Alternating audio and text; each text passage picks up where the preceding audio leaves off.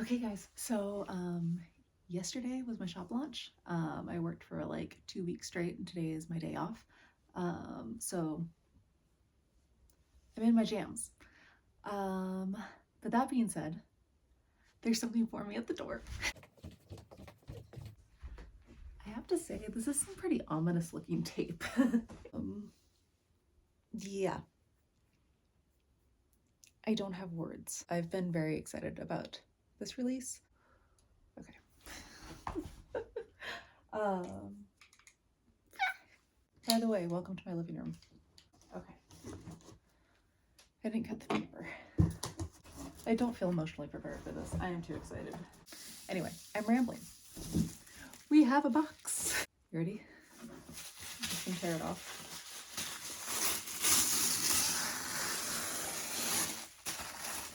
See here? Oh my gosh. Oh, this is so surreal. This is so surreal. Oh my gosh, I can't believe I actually have this. Oh my gosh. And don't be twisted. I'm not keeping her in the box. I ordered her pajamas. She is going to be a very loved, very cuddled girl. You guys. Okay, so here she is. There is Miss Elphaba Doll. My beautiful, beautiful girl. I love her so much. I'll turn it around so you can see the whole box. This art design is so beautiful. I cannot get over it. And here's the back. Wow, that gold foil is just beautiful. I'll read. I know we've all seen the back. We've been reading it for like months now, but it says American Girl Limited Edition. American Girl Collector Series. No more than 6,000 Wicked Elphaba collector dolls created worldwide. What I think is crazy is they made 6,000 of her, but then they made 6,800 Glinda. And Elphaba's been the one who's been selling faster, so I think they miscalculated on that one. It says, gifted with magic, misunderstood Elphaba is smart, fiery, and full of extraordinary talent. The Wicked Elphaba Doll by American Girl Collector Series captures her spellbinding style, complete with a beautiful ombre print dress that moves from green to black.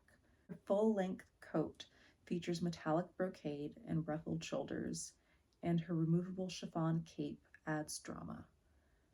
With her signature hat and broom in hand, this positively green witch is ready to defy gravity. I love that she is the first fantasy skin doll that we have, but also the first micro braids and the first collector doll with baby hairs. Like, oh my gosh. Okay, let's get a closer look. Okay, well, I've pulled my ottoman over here, placed her on top, so I can go ahead and open her, but I'm first gonna go get a pair of scissors, so I'll be right back. Man, I wish I had video like this from when I got Penelope. Okay, well, again, here's the side of the box. And let's open her up. Oh my gosh.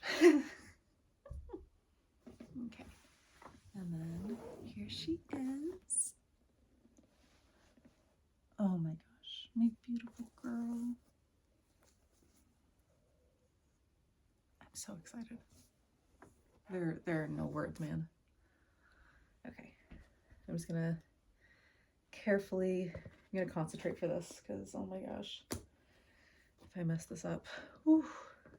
How do you come back from that? Hi, I was opening my collector doll and I chopped off her braids inadvertently. Like, oh, no thank you. Oh, her boots are cool. No neck pop ready to come out? No, your hat is not ready to defy gravity. At least, you know, if you are an inbox collector, she's secured in here really well. Her hat is still... Okay, you ready, my girl? Rise. Oh my gosh. I love this character so much, guys. Like, I barely got through reading the back of the box to you without, like, tearing up. I don't know if you could hear it in my voice, but I had to concentrate so hard. Oh, I just love her so much. Oh, her baby hairs are so... Oh my gosh, these are so well done. Her braids are beautiful. Her freckle pattern is gorgeous. She has the cutest little face mold. Oh, she's perfect. That's all there is to it. She's perfect. I'm gonna hang out and enjoy her for a while, and then I will meet you back upstairs in my office and we'll go over the details. All right, friends, so here is Miss Elphaba. And we are inside of the dollhouse right now because I saved this room for Elphaba. This is going to be her room. I have a lot planned for it. Please let me know if you would like to see the process of turning this into her room. But yeah, here's the box again that she came in, and the box for her pajamas, and Miss Elphaba. So let's take a good look at the outfit. Got the hat. I love that it's turned at the top. She has the 2 buttons on the front of her coat that do come undone. All right, now let's take a closer look. All right, guys, so let's get into talking about Miss Elfie. But before we get too deep into things, since we're still getting to know each other, I just wanted to explain that by no means, if I'm showing a doll that I have, I'm not trying to brag. I talked with my husband about doing this video beforehand because I wasn't sure about doing it. I never want to come off as being braggy or something like that. I don't really like haul videos because they, in my opinion, in the opinion of a lot of people, they help to normalize a very abnormal level of consumerism. And we're in difficult times right now, and I don't want to act like this is anything other than a huge blessing that I was able to get this doll that means so much to me, that represents a character that means so much to me, but she is not a true necessity. None of this stuff is an actual necessity. It's all a total privilege to be able to have a collection like this.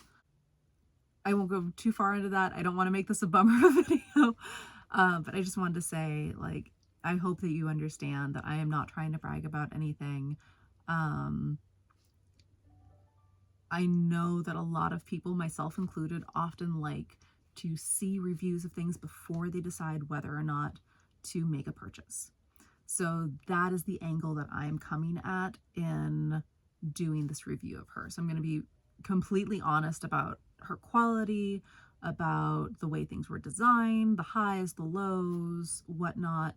And then if you are looking to make a more informed decision, hopefully that can help. I'm not very picky when it comes to the things that I love because I just love them. So her quality could have varied more and I still would have been okay with it because it would have been Elfie. And that was the main thing for me.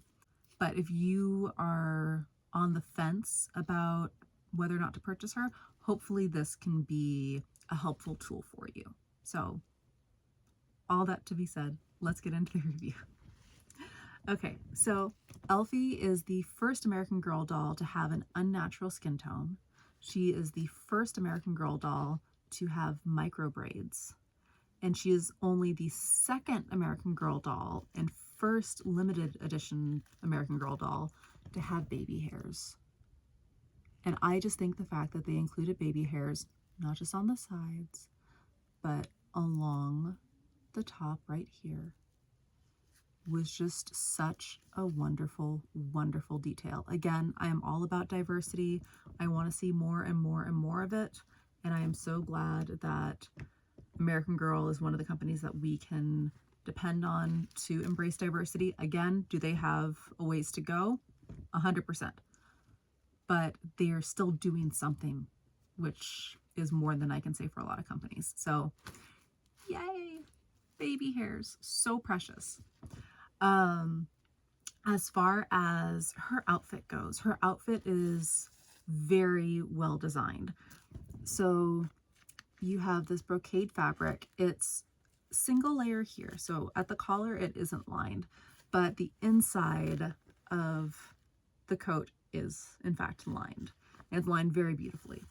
My one criticism of the coat is that the buttons on the coat, while very well implemented from an aesthetic standpoint, and as far as like the physical construction of the garment, they're very nice. However, as someone who does make doll clothes, one of the things that I keep in mind when I'm designing something with buttons is the consumer. Is it a child? Is it an older adult? Is it someone who might have arthritis? I want to make sure that essentially the clothes are accessible, that they aren't hard for someone to take on and off of a doll. And these buttons, as someone who does not have arthritis in their hands, who does not have any dexterity issues, thank goodness at this point, of course, that could always change. But the buttons are very difficult to get on and off. They're actual buttons with a buttonhole. They're very close together, if you can see that, which means that there isn't a lot of room for you to actually move the buttons to get everything off, and the buttonholes are very small. That is the one criticism that I have of the construction of the coat itself. Other than that, it is absolutely beautiful. It is really well constructed. It is clear to me that the budget went into Elphaba and not into Glinda. I think that's also reflected in the number of dolls that they made. They made 6,000 of Elphaba and they made 6,800 of Glinda. And I think likely what happened is they had a production budget for each doll, and then essentially that was the number of dolls that they could produce with that budget. I think she cost more per doll to make, and that's very clear in the construction, in the unique skin tone that they partnered with Universal to create, with the micro braids. Her micro braids, I have looked through all the way to the very base, and they are so beautifully done. They give a little bit more length at the bottom for the actual start of the braid, which allows them to work in those shorter pieces of hair that are used to cover the wefts of the wig, and I just think that was beautifully implemented. I believe her hair texture is the same as Yvette's, so it's not textured like Addie's. I believe it is the same hair texture as Yvette's. So there are these nice flat little micro braids, and then it ends in a curl. I have not done anything to restyle these yet. I do plan to go in with my spray bottle and my American Girl brush, maybe my wire comb, and essentially work these into curls, because this hair lays in a curl. Let me find one here, this one. So it does lay in a spiral at the end.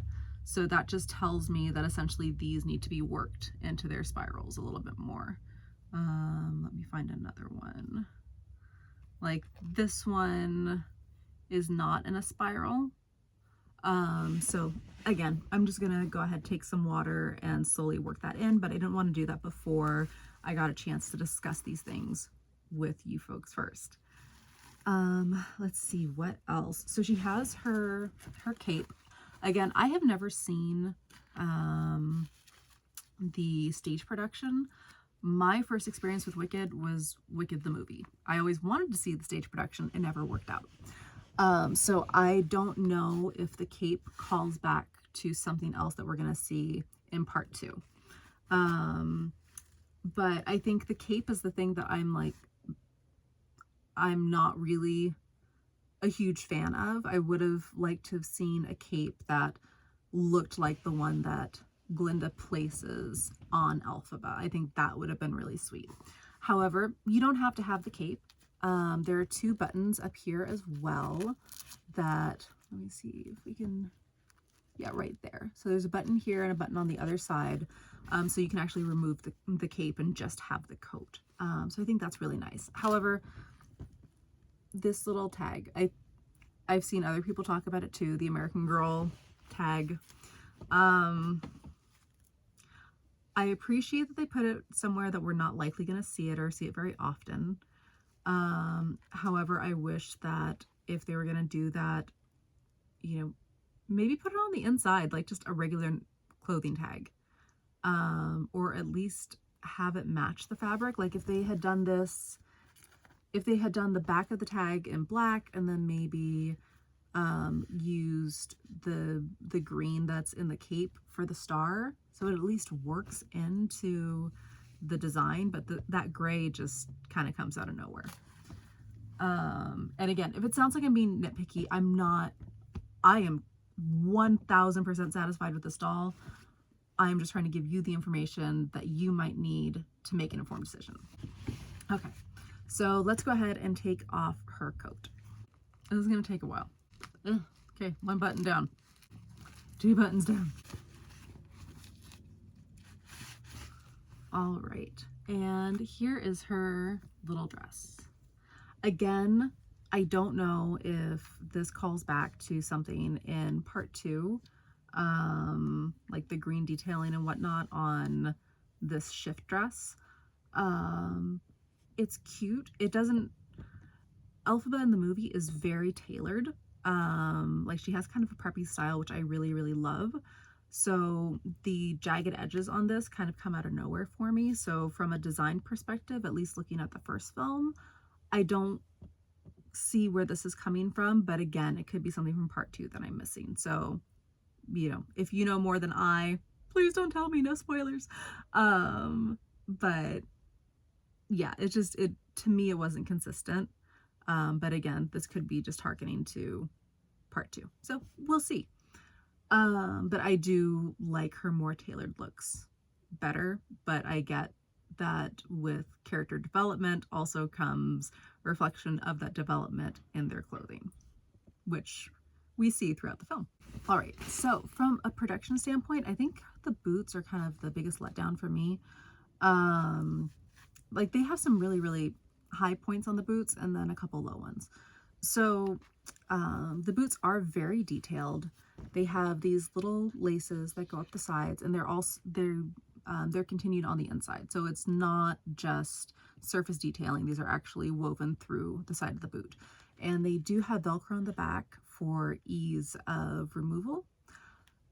Additionally, they made the sole of the shoe more pliable, which also makes the boot easier to get on and off. The issues that I have are that here, where the 2 parts of the boot come together, so you have the base and then you have the leg, and at the base of the shoe, this, if you can see it, is white. So basically it's a piece of white fabric with black over the top. Kind of think of the red vinyl jumper. But usually that's the kind of thing that is addressed with a layering of black color over it so that the color is consistent throughout the piece, and they didn't do that with this. So that bothers me a little bit. Also, the cut to that seam is a little bit jagged on mine. It's not perfectly straight. Like there are definitely some imperfections around there, it appears.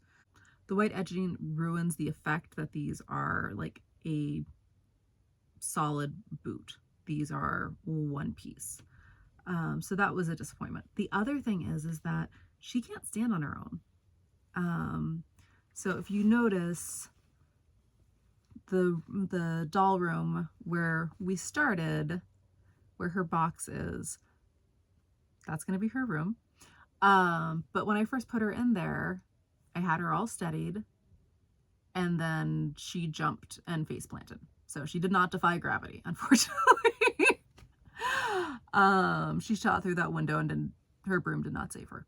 She absolutely face planted. Like, I wasn't sure if she was steady, and then she was down before I could grab her. So maybe that's just an issue with my doll and my doll shoes. I don't know.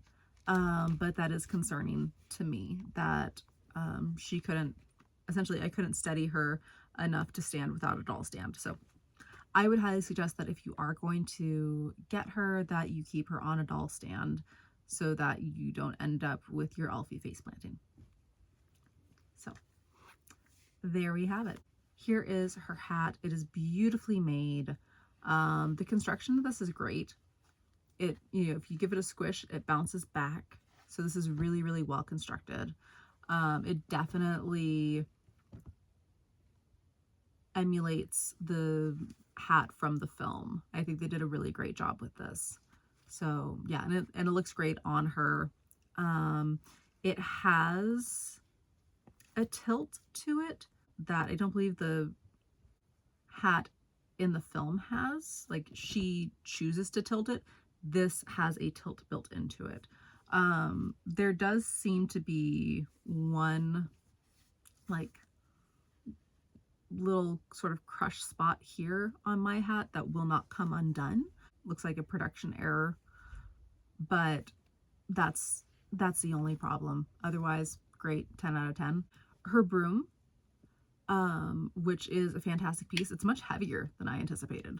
I love that it has the turning handle so that she can hold it at, you know, different directions. But this does not steady itself very well either. You have to be very careful about the way that you place it so that it appears to stand straight up. So that's something to be mindful of, because the bottom is weighted, but it has an inconsistent pattern along the bottom, which is great for detail, but as far as getting it to stand properly, it doesn't quite want to do that all the time. Oops. See? Lastly, I believe she has a unique eyebrow screening. I have not been able to place this on any other dolls. It's very difficult to make out on screen, I think, but her eyebrows have this slight, like, little worrisome, like, tilt up, if that makes sense. Like, she's doing this, which I think works beautifully for her face. If you've seen this eyebrow screening before, please let me know. I was looking online last night, like, trying to compare her to other dolls and see if I could find that eyebrow screening somewhere, but I couldn't find it anywhere.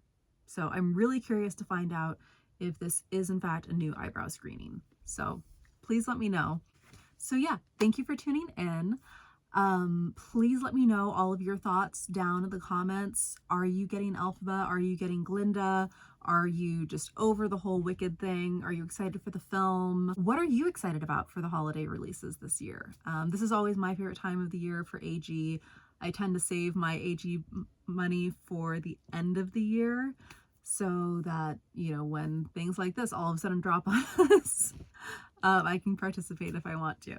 So let me know your thoughts down in the comments, and I will see you soon in part 2 of my All My Dolls video. Thanks, guys. Bye.